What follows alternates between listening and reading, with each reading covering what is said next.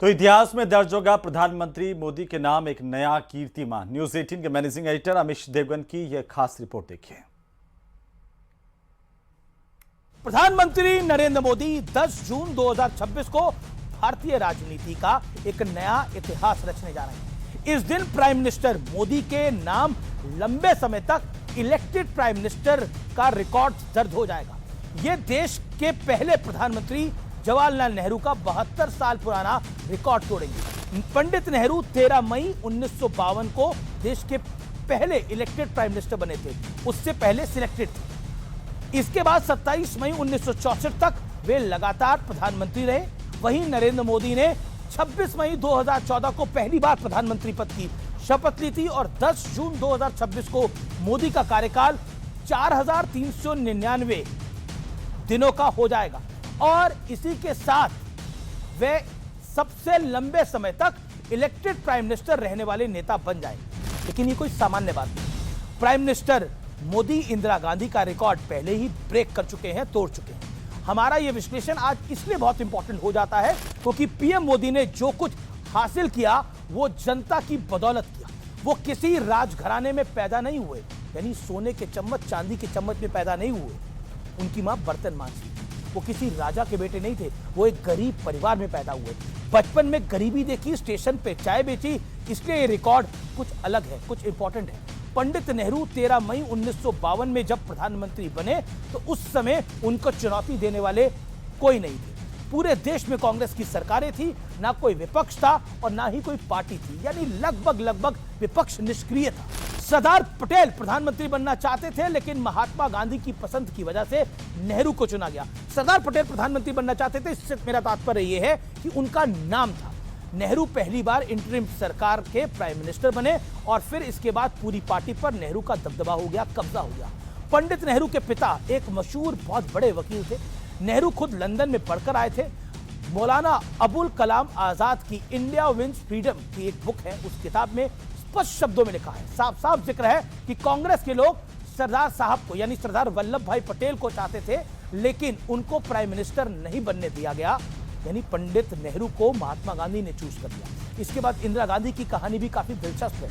जनवरी 1966 में लाल बहादुर शास्त्री का निधन हो जाता है और उसके बाद कांग्रेस के भीतर उत्तराधिकारी को लेकर एक लड़ाई शुरू होती है। कांग्रेस चाहती तो उस वक्त किसी गैर गांधी को मौका दे सकती थी और कई लोग डिजर्विंग भी थे, लेकिन ऐसा नहीं हुआ। कांग्रेस के शक्तिशाली नेताओं के एक बड़े गुट ने, जिसको सिंडिकेट कहा जाता था, वो इंदिरा गांधी के साथ थे। कांग्रेस के एक बड़े नेता मोरारजी देसाई भी प्रधानमंत्री बनना चाहते थे लेकिन सिंडिकेट की वजह से उन्हें मौका नहीं मिला और इंदिरा गांधी के इस रवैये के बाद 1969 में कांग्रेस का विभाजन हुआ। कांग्रेस आई हो गई, यानी कांग्रेस इंदिरा हो गई। जिस दिन इंदिरा गांधी की हत्या हुई उसके तुरंत बाद राजीव गांधी को प्रधानमंत्री पद की शपथ दिला दी गई। यह हार्ड फैक्ट है। प्रधानमंत्री बनने के साथ ही पूरी सत्ता राजीव गांधी के हाथों में आ गई। दिसंबर में जब चुनाव हुए तो राजीव गांधी को सहानुभूति की लहर का फायदा मिला, यानी पंडित नेहरू महात्मा गांधी की अनुकंपा पर, राजीव गांधी एक तरह से सहानुभूति की लहर पर और इंदिरा गांधी सिंडिकेट की वजह से, सिंडिकेट की लड़ाई की वजह से प्रधानमंत्री बने। लेकिन लोकतंत्र की इस कहानी में आपने देखा कि आजादी के बाद जब जब कांग्रेस की सरकार आई, परिवार के बाहर लोगों को मौका मिलना आसान नहीं था, मिला ही नहीं। लेकिन 2004 में बहुत बड़ा बदलाव आया। 2004 में कांग्रेस के गठबंधन को सरकार बनाने का मौका मिला तो उस समय कांग्रेस की कार्यकर्ता गंगाचरण राजपूत पेड़ पर पिस्तौल लेकर चढ़ गए, ऐसे गोली लेकर, और कहने लगे कि अगर सोनिया गांधी प्रधानमंत्री नहीं बनती है तो वो खुद को गोली मार लेंगे। वहीं एक और कांग्रेसी कार्यकर्ता सुशील दुबे ने बकायदा आत्महत्या का प्रयास किया। हालांकि सोनिया गांधी तो प्रधानमंत्री नहीं बनी लेकिन सोनिया गांधी की अनुकंपा पर डॉक्टर मनमोहन सिंह को प्रधानमंत्री बनाया गया।